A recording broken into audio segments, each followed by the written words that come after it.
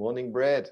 It's another exciting, sparkling day for an episode of Real Talk. Don't you feel it? I love it. Yes, this sparkling, scintillating. We need to come up with as many adjectives as we can. And I'm in a great mood today because I go on holiday this afternoon. Oh, good for you. So I've got this wonderful podcast and then just 2 more meetings. I've got a little sticky note on my computer where I'm ticking off the meetings today as we go through them. I had 5 at the beginning of the day. This is the 3rd one.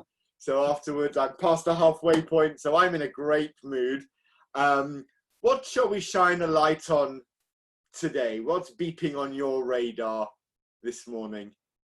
Yeah, well, this morning I had the thought, I stumbled over some content that reminded me of the question that a lot of people should be asking themselves, but they don't as they look to building their careers.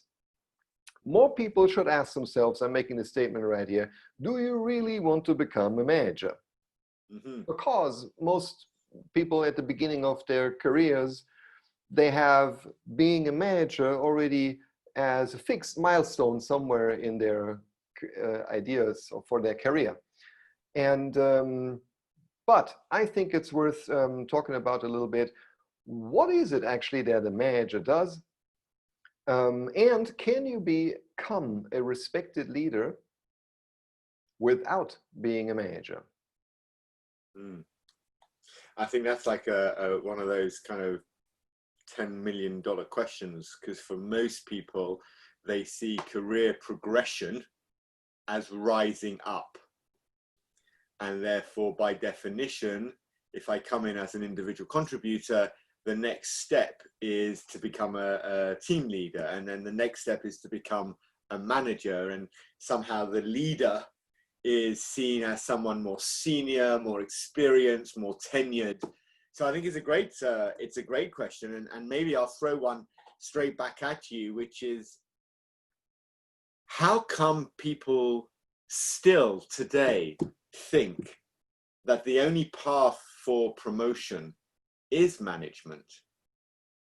Yeah, look, I think it's very tempting to have promotions and specifically also promotions into a leadership position as some of your goals, because the general sentiment is that with a promotion to becoming a manager in particular, you also add status to your plate, so to speak. And status is something that is so important for a lot of people. It's also salary.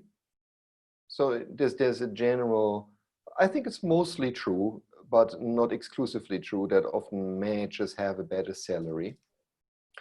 So if both of this, if that's something that you expect for yourself and that also maybe others expect of you, right? Your parents, your friends, whoever that, when you meet them 10 years later at your school reunion, I'm a manager everybody now. says, I'm a manager of, I'm a director of, and you go like, well, I'm not. Maybe that kind of makes you feel funny.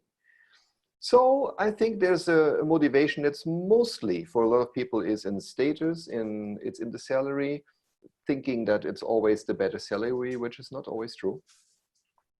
And a third one that was in my mind, what was it again? Status, salary, and the ability to have power and control over other people is appealing to some. And yet, all 3 of those things are related to ego. They are. They're complete. And you know what? Look, I'm not judging that, really. I don't want to point a finger on that as something. We all have some egos, and you can't make it go away completely, I believe. But then still, there are consequences to this kind of choice that at the beginning of your career, you may not be aware of at all, because you see all these tempting things that your ego tells you, that's what I want. But where there's light, there's also always darkness. Right. Dramatically. But it's darkness for some. It's something, because with becoming a manager, you get additional duties, and there's additional expectations on you that are so big that they will completely change the way you experience work. And if you're not cut out for this, and if you do not genuinely want and feel good with these new responsibilities that come with it, I think you may up ending a very unhappy chap. Well, and I think there's an interesting framing for this, because if I go back to when I first started out at work, sort of, 25, 30 years ago, my manager sat in his office all day and just did one-to-one meetings. He had a team of 16 people, and pretty much from Monday to Friday, he was in one-to-one meetings with us. He didn't have a job to do himself. He didn't have to execute against projects and tasks. His sole responsibility was to manage us as a team to get things done. And the world looks different now, because when you're promoted into a management position, apart from the extra responsibilities that I'm sure we'll come on to momentarily, you actually also have to do your job still. And there was a really interesting research white paper done at Stanford University by the Hay Group. And they found that when you're an individual contributor, 100% of your impact and input is based on doing your job. And as soon as you step into a management role, you still have to do your job, but now you must do it in 70% of the time in order to create the space 30% of the time to manage the team. Yeah, sounds about right. Right, so you've got to be really prepared to be able to not just step back from doing, you still have to do, but you're taking on an extra stretch when you move into the management space, because you've got an extra 30% layer here that's coming on the top, and you're still going to be measured on your results and the results of the team. Exactly. But actually, to be honest, there's something I would argue it's probably even, there's a third percentage that actually goes away from your time. And how big it is, I think, depends a lot on the company you're in and their standards and their automation and so on and so forth. But there is a huge amount of planning and reporting, and so it has nothing to do with your team, but additional responsibilities that you get that do not count against your personal achievements as a contributor that you still will be in, at least in the 21st century. So it's probably more like half-half. You have to make sure that you do your job with your own contributions in 50% of the time. And then there's the other 50% is the, let's say, management administration, and then working with your people. I would even shift it further and say, it's probably still 70% to do the job, 30% to manage the team, and an extra 20% on top to do the management administration. Good point. Good point. Because it's a stretch. And I think this is sometimes we don't always look at, that we like the idea of, the promotion, the being the manager, but actually it's the stretch piece that will create the pressure.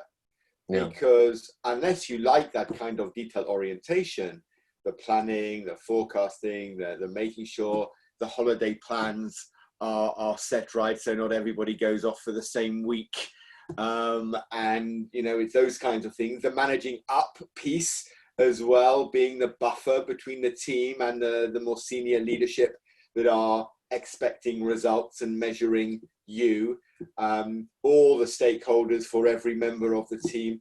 There's a lot that isn't seen in the manager's role. Being a people manager requires, I think, the ability to juggle extraordinarily. True. It's true. And none of this you necessarily see as you aspire to become a manager for the ego reasons, because that's, you think, is what you're going to get. And I think this is a good time. Let's shine a little bit of light on what is it actually that comes in addition to when you are being promoted as a manager. We mentioned, planning and organizing. This is a huge part. In a lot of companies, you're asked to do lots of planning, lots of forecasting. And it's not necessarily an easy job. It's something that also takes a lot of time. so if you do not enjoy sitting over spreadsheets, sitting over numbers, organizing the flow, not just only in your team, but also maybe in the connection with neighboring teams, and this reporting up part that we were also just briefly mentioning, that's a lot, first of all, from the amount of work that it does, but I think it's also, you need to be sure that you can enjoy doing that. There are people who enjoy doing that. They excel at planning, at organizing, and so on. And if that's one of your talents, I would say, then maybe you can cope well with it.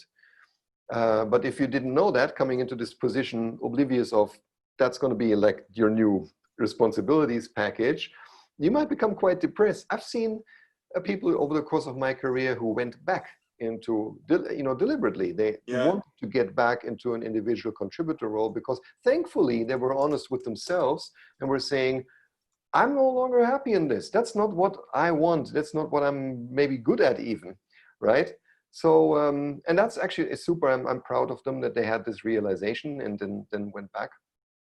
I don't even want to say back just in terms of that they have been an individual contributor before, but not back in the sense of that it's something inferior to being a manager, right? I wonder if, as a manager, when you look back over your career, when you finished in your last company, how many people were in your team? About 30. And how many of those did you directly have to manage? That was smart. It was 3. And I think there is the challenge, right? Because, and this is what we don't always think, when we step up into that management role, if you've got 8, 9, 10, 12 people in your team, that's a lot of interpersonal relationships. Yes, it is. Yeah, I know that a lot of people were stretched out a lot with the people part when they had 10 direct reports. Right. At least in a company that will take seriously the whole coaching, helping people develop part, caring part. Of course, you can also decide to not give a crap, and just make some law and order regime top down. Then of course you don't spend so much time with people, but then you also spend a lot of time finding replacements because people leave. Right. Yeah. But I know, was it Jeff Bezos? Did he say, if you can't feed your team with 1 extra large pizza, the team's too big? And I think there are 8 slices in a giant sized pizza. So I think the ideal team is 8. I remember meeting one guy who had 28 people he directly managed. And I suggested to him, maybe he needs to think about a reorg to bring that into some kind of manageable normality. And because he liked more control and didn't trust as much, he wants to maintain it, which meant he was working 90-hour weeks. Oh yeah. I'm not surprised. If you have 28 people, all of them want just a tiny slice of your time a few times a week. But there's not going to be a single week where you don't have to deal with, somebody calling home sick, and you need to kind of organize a little bit of replacement for those days that they're gone. For people saying, I want a holiday, I want a day off, you just quickly need to, vet that also. There's not a single day where somebody is coming up to your office or writing you an email or whatever it is, complaining about something that has happened with the others. So it is, it's huge with 28 people. This is huge if you care. And there's probably something in that, right? That line of if you care, because there's an assumption, of course, then that you do. Have you experienced people moving into those management roles where actually they've been promoted because they're technically brilliant at their jobs, but actually they don't have the order and structure for the planning, or they don't have the interpersonal for the people? And I ask the question because I've seen a lot, not just in tech companies, in media companies, in sales organizations, where somebody who's really excelled at their job is offered management by the company, not because their career was planning management, but because the company comes to them and says, hey, Frank, listen, we want you to become the team leader. You're doing so well. We want you to share your love around.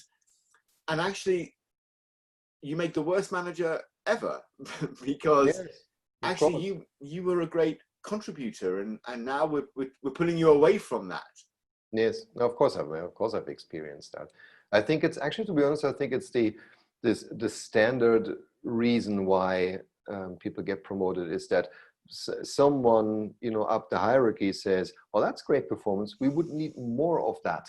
So why don't we make this person a manager so that he can maybe then have 10 direct reports that then also become as good as him. So that's the idea. And of course, that's foolish. That's not what's going to happen, right? And well, it can work out. Of course, you might be the one who is the best performer, and you have some, talent that just maybe needs some shaping and developing for you to become a really good manager and leader. And I've seen that happening too, right? If companies invest into actually also supporting someone in their new role and with their new responsibility, so they can learn the new things that are expected of them, then it may well work out. But just as often it doesn't. And I suppose for me, when you talk about that kind of stepping up into management rather than maybe stepping into leadership, there's that subtle difference, isn't there? That leadership is much more about, it's more of an art form. It's about inspiring others to want to struggle to achieve shared aspirations. Whereas management is about getting the processes done to execute against plan. And leadership is about the top line, and management is about the bottom line. Do you have in your mind's eye some critical questions I could ask myself if I'm confronted with a choice of, do I want to step in to a management role? What should I be considering? What should I be thinking about before I just say, yes, give me the role? Yes. So actually I have memories of an associate telling me that they wanted to know what they need to do to get a promotion to a manager. Mm-hmm. And me, being aware at that time already that it's a big step and a big ask. I wanted to know if they knew what that would mean, right? So I asked, so what do you think is going to happen, or what's going to be expected of you when you change to being promoted a manager and responsible for people and the outputs of your team? And then they said, well, I really look forward to this, was the reply, because this is where I can actually start have a vision for my team and inspire others to get behind that idea. I can initiate new ideas. I can use influence. I can lead the way, right? So that was in their mind. I said, what you're just describing is something that a leader does. So, but there's stuff that's going to come up to you that because you are a manager, then you've mentioned none of them. Do you know what's coming? She said, what else is coming? I said, well, and then the things that we were talking about earlier, you have to do a lot of planning, spend in front of spreadsheets, do reporting, organize. The team's organization is a lot. This whole managing up and down and sideways with the relationships. And to be honest, unless you jump to becoming the CEO, and even him, you also do follow a lot. It's not just that out of a sudden you're the king of your little island or something like that. That's not the case. You are following orders a lot, right? And often, and that's actually extra tough. So you get orders or in direction, it's not always an order in this literal sense, that you do not believe in. You think it's the wrong thing to do, but somebody comes to you and says, Brad, I need your team to do X, Y, Z. And maybe you can argue a little bit, but somebody says, shut up, Brad, go do it.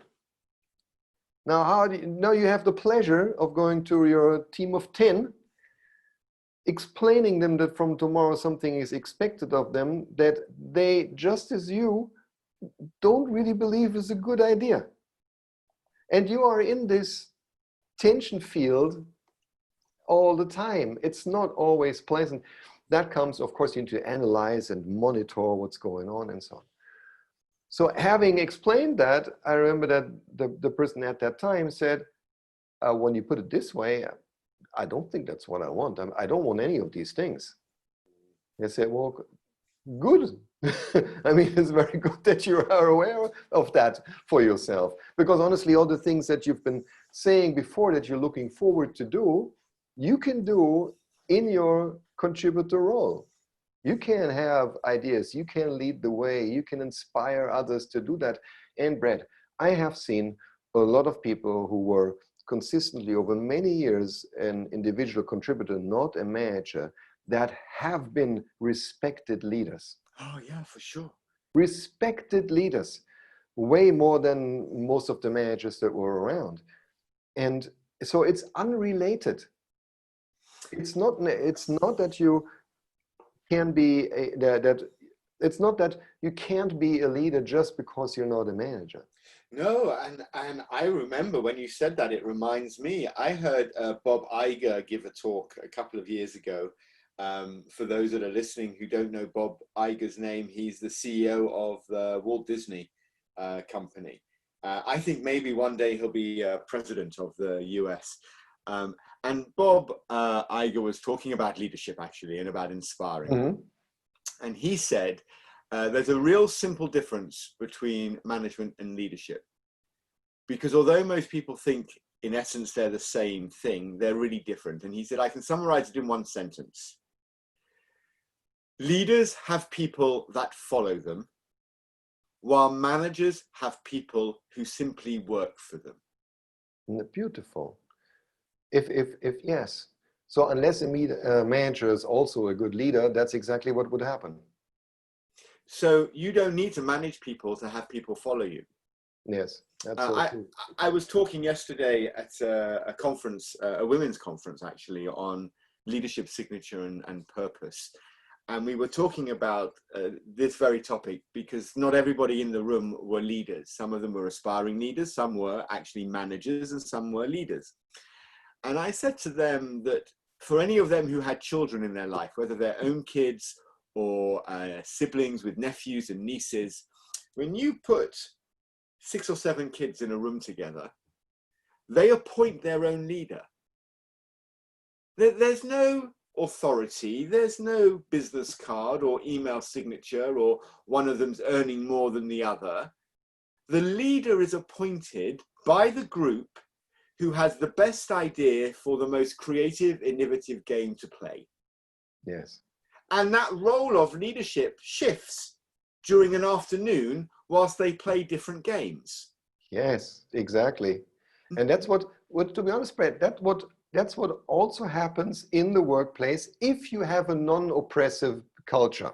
Right? An open, transparent, collaborative one. Yes. That serves innovation. And this is this idea that leaders have people who follow them and managers have people who simply work for them. And that dilemma and equal sort of, parody is, I think, the challenge for any of us. Do you want to have people who simply work for you? Or do you want to actually maybe have people who work for you, but already start operating as a leader? Because by your opening statements, I understand what you're saying is, I can actually still lead as a manager, but my core responsibilities within the business I'm in is to manage, which means or at least it's half of the time. Yes, I mean, right. Yeah, that's true. And maybe, that's the subtle difference, right, from your list of things that you gave your previous employee. Leadership is about inspiring and management is about planning. Yeah, it could be put down as simple as that. But let's tie this back a little bit, because I already hear people saying, okay, good, but I still want the better salary, I want the status, and I want to have some power and influence. You can hear that too, right? They're still asking that. For sure. Now, here's the thing. I believe that when you become a respected leader, and I think we have established, I know it's true, you can become a respected leader as a non-manager. Your ego will be very, very happy, because that's exactly what you actually wanted to do. It's what you set out to get to begin with, you know. So that you said, you know, my ego wants to have some sort of, how do you say that, Brad, in English? Some confirmation. Yeah, That I'm validation. valued and that I'm respected. So Yeah. you get that, right? I know for a fact that also there were excellent leaders, non-managers in the last company I worked for, who earned just as much as I, or maybe even more, right? Because a company will know, a good company will know that when somebody is an excellent leader, manager or not, that they're going to compensate them for their value. So the salary piece will also be fine, right? And now about the power. When you are a respected leader, you have worked hard to have enough influence over people whose, you know, decisions in favor of your ideas or plans you need, that you actually do have that power. The typical manager, as the world evolves and at work, actually, to be honest, is no longer the expert of what to do in a certain situation. But you, maybe as a subject matter expert, you walk up to the manager and say, look, Frank, this is what we need to do in this situation. Here is the plan, here are the pros and cons. Give me the go ahead, I'll take care of that it happens. That's what you want to hear. Because if everybody looks at you saying, okay, what do we do in this situation? What the hell do you know? After a while, you're no longer the expert in the field, because you spend much less time on this, right? So you get that also. You get actual power through the respect that you have earned on your way. So there's nothing to lose if you're just saying, manager, no thank you, not for me. I work with a lot of clients who, when they bring new hires in and they do their onboarding or their orientation, they talk to them about, you know, you have to lead your career here.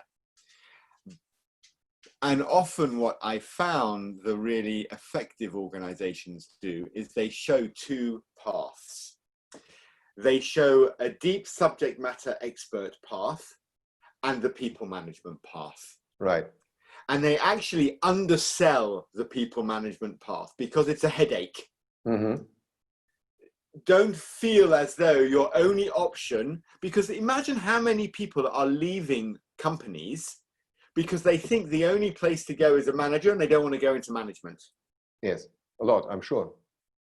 And I think, you know, being a manager and a leader at the same time, it's quite viable as a concept, but for the most part, you're going to choose either path, right? You're either going to go down that deep dive individual contributor, subject matter expert, or you're going to grow as a people manager. And I think it's really interesting because, you know, you and I both work with leadership a lot. And we've got a client coming up where we're going to be working with the leadership team specifically to elevate their leadership away from being managers. And it's interesting, isn't it? Because I often look at leaders and I think, you know, leaders innovate and managers organize. Leaders inspire trust. Managers rely on control. Leaders ask the what's and the why questions, and managers lead more to how and when. And these kind and of how much. Yeah, and how much. And these subtle differences, I think, if you are comfortable asking those questions, if you want to innovate, maybe people management is going to be really stifling for you because you don't want to spend 30% of your week organizing. Yeah.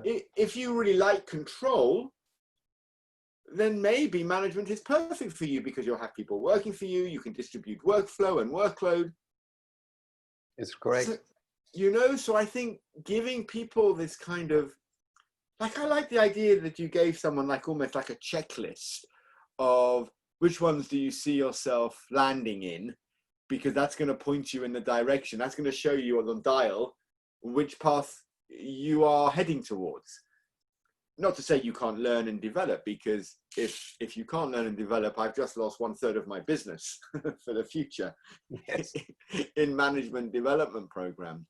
But you know, when we design a management development program for people, often what we're doing is we're creating the processes that people need to execute against plans.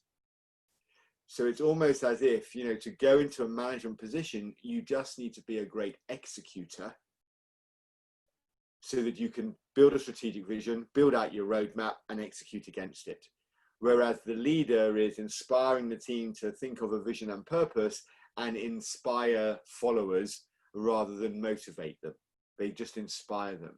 And I sense it's a big challenge, and probably will continue to be a challenge for as long as I think I'm around, because ultimately, unless every organization tells people at interview, people management isn't the only path, you can go down this route, we're always going to presume the only way to step up is to go down a management path. And what you're saying here is actually think about it, because that's not the only path you've got. That's true. But also there's some other conclusion to this, Brad, additional one, not contrary, is that when you look at this, the way we described it today, it sounds maybe a little bit like we're discouraging people from becoming managers. Actually, I want to say that's not the case. But what you actually can read out of this is, no matter whether you continue to be an individual contributor or you choose to go the manager route, to invest into your leadership skills is never wasted. So especially when you're early in your career, I think you need to develop an interest about your personal leadership skills development, because you cannot have this kind of becoming a respected leader and so on if you do not, you know, train and advance on the skill set you need on that journey. Right. If you then at one point say, okay, I also want to become a manager, I do think that that less and less so people want to hire managers that are not also great leaders. So I think that it's the best investment you can make at any given point. And if you haven't done this so far, now is the best day to start, is to invest in these kind of skills for yourself. Of course, they will be beneficial in either case. I know that I love that, because I often, from a coaching point of view, work with people at all levels of business, and those sometimes that are aspiring to be promoted. And one of the questions that I often ask them is, what mission in your work absolutely obsesses you? Can you say that again? Sorry, it was what mission in your work absolutely obsesses you, like completely takes over? Right. Like, what do you dream about? your burning passion. And you can see it, because when people start answering that question, they start to realize, do you know what? I love doing my job.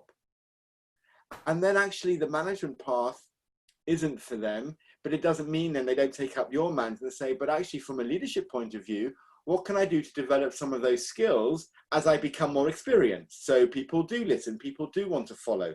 I can create my purpose, my vision. What do I want to change in my scope of impact? And it's this phrase of, you know, what's your scope of impact? And I think question to ask. Yeah, right. Because if people can answer these questions, Frank, they'll know which path to go down, whether it's leadership, whether it's deep dive subject matter expert, or whether it's manager. Yeah. Or all three of them, probably not at the same time, but yeah. Yeah, maybe in time. And look, life is long. You can do many things. Yeah, and I mean, the average person who would work from somewhere between 18 and 67, that's a damn long time. Doesn't mean that you have to continue to waste your time by just staying where you are without any sort of development. I think that would be boring. I don't know, maybe that's just me, but I think anyway, my point is there's a lot of time, and you don't have to do everything on day one. But I don't think that development on leadership skills, on your own, answering this question, what's my scope of impact and how can I expand it, is ever the wrong question. No. And I think to be inspired by what we do, we need to understand what it is we're trying to do. And you're right when you say this isn't about putting people off from wanting to be a people manager. It's not about saying leadership is the nirvana. It's about saying, know yourself, know what you're trying to achieve, build those skills, and then you can make a really informed decision about the best path. Yeah, that's right. To be honest, I know if you cannot be honest to yourself and you just follow the ego call of becoming a manager, and then you figure out it's not for you, but you stick with it, I think you'll have a very sad moment at one point in your life when you look back and think, I haven't really lived it the way I enjoyed it. I think it's a super important question to ask yourself, right? Also to re-evaluate it. You know, I always tell people, you got to try new things, because unless you've done it, you don't really know, you know, how something tastes or how you like it. So yeah, I think a lot of people, if they think they're cut out of it, they should try, but they should also be honest to themselves. Like the ones that I was talking about earlier that said, I figured it's not for me. I'm going to go and do a contributor role again.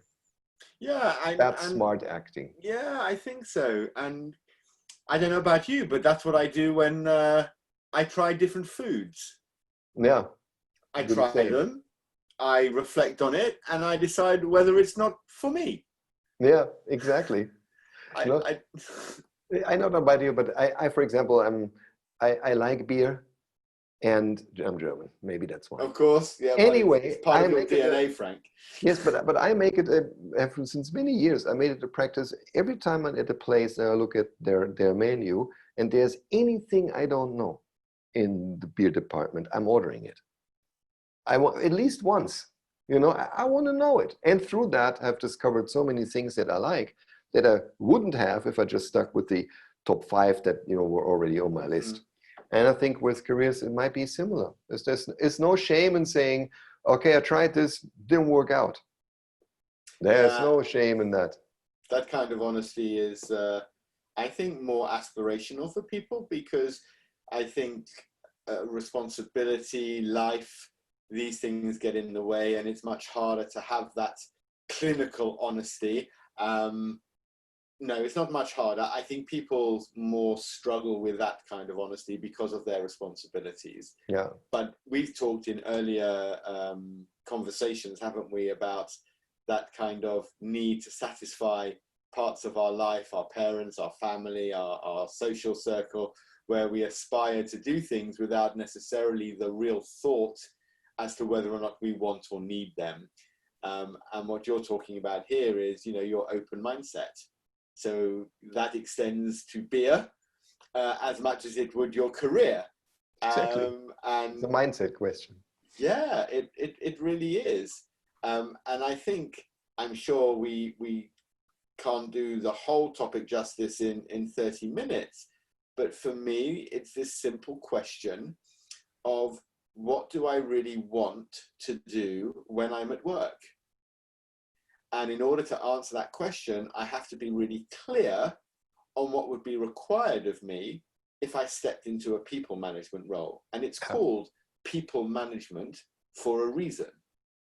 That's right. So look, maybe we can do the following. Let's do a little infographic that we can post on LinkedIn. With how do we characterize the 2 differences. Maybe this is helpful for some people who aspire to their next career steps, for them to just reflect upon, and it would be lovely to hear what everybody thinks about this. Yeah, let's ask people to give some feedback so we get a feeling for the temperature out there when it comes to this topic. Love it. Frank, I think we've come full circle on that one. We have. Love it. Another, what was the word you used? Scintillating. Me? Sparkling. Shiny. Another sparkling, shiny edition of Real Talk is in the bag. That was great fun. Thanks, Frank. See you next time. Hey, Brad. Yeah, Bye-bye. Thanks. Bye.